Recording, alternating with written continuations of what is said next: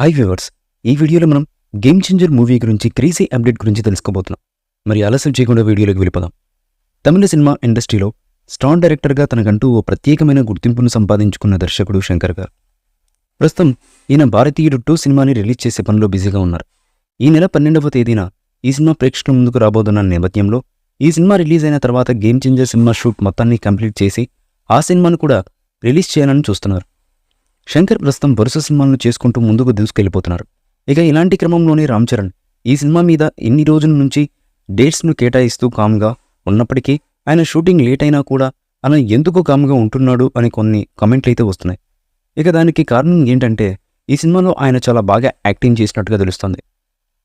ఇక ఇప్పటికి వరకు రంగస్థలం సినిమాలో తన నట విశ్వరూపాన్ని చూపించిన రామ్ చరణ్ గారు ఈ సినిమాలో అంతకు మించి చేస్తున్నాడనే వార్తలు అయితే వస్తున్నాయి.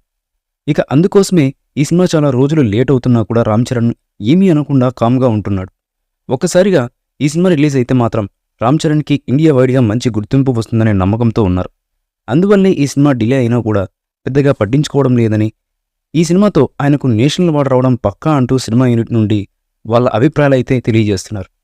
చూడండి మరి ఈ సినిమాతో ఆయన ఎలాంటి సక్సెస్ను సాధిస్తాడు అనేది. ఇదిని ఉండగా అతి త్వరలో ఈ సినిమా నుంచి 2వ పార్ట్ను విడుదల చేయడానికి మేకర్స్ ప్లాన్ చేస్తున్నారు.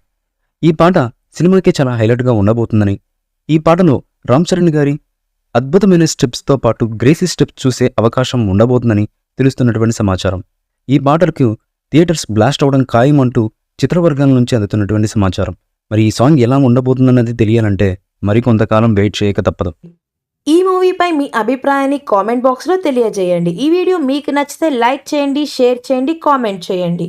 మరిన్ని అప్డేట్స్ కోసం మన ఛానల్ని సబ్స్క్రైబ్ చేయండి. అలాగే పక్కనే ఉన్న గంట సింబల్ని గట్టిగా టంగ్ టంగ్ అని కొట్టేసేయండి.